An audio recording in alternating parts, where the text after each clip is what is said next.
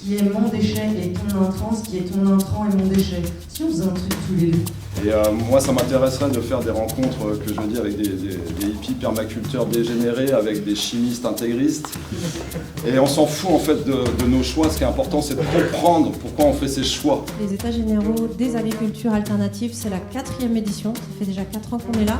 25 bénévoles qui sont les petites fourmis qui font marcher l'événement pendant 2 jours, maintenant 3. C'est énormément d'énergie humaine. Et on a des agriculteurs dans le comité de pilotage, on a des associations, on a des citoyens et c'est exactement ça qu'on essaye de vous transmettre. Donc je voulais en profiter pour dire que les EGA c'est trop bien. Donc il y a 4 ans quand on a démarré, le but c'était d'outiller un peu les gens sur l'agriculture.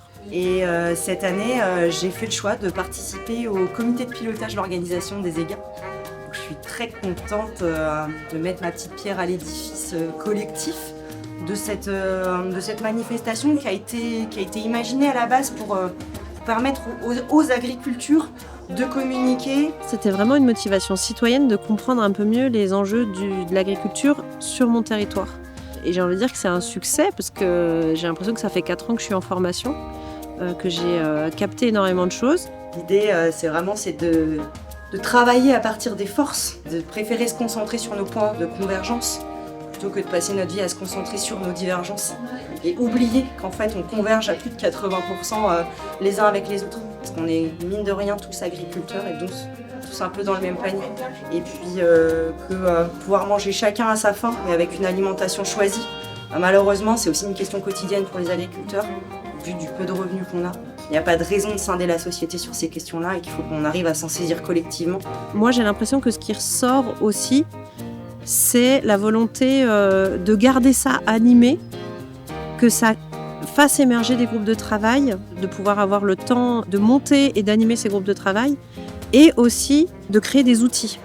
Pas que des conférences, pas que de l'information, pas que des témoignages, mais aussi de fournir ces outils. On y a touché du doigt cette année. Et moi, ça me donne envie de travailler sur cette partie un peu plus construite. Et la mise en place d'outils agiles vraiment qui permettent de traiter des problématiques. Des outils vraiment qui vont pouvoir se déployer. On aimerait bien pouvoir avoir à nouveau, dans les années qui viennent, si c'est possible, encore plus d'avis, encore plus d'énergie, plus de jeunes, plus d'agriculteurs. Et toujours cette capacité à dialoguer entre agriculture entre elles, mais aussi entre agriculture et société civile et mangeurs. C'est un boulot de dingue.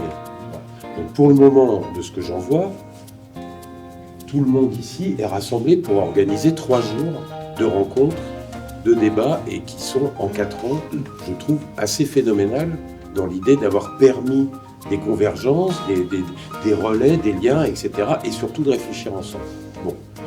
Mais il y a une demande énorme. Je le vois. Donc, est-ce que les EGA doivent devenir une structure permanente qui apparaît 3 jours par an, mais qui bosse toute l'année pour essayer évidemment de comprendre?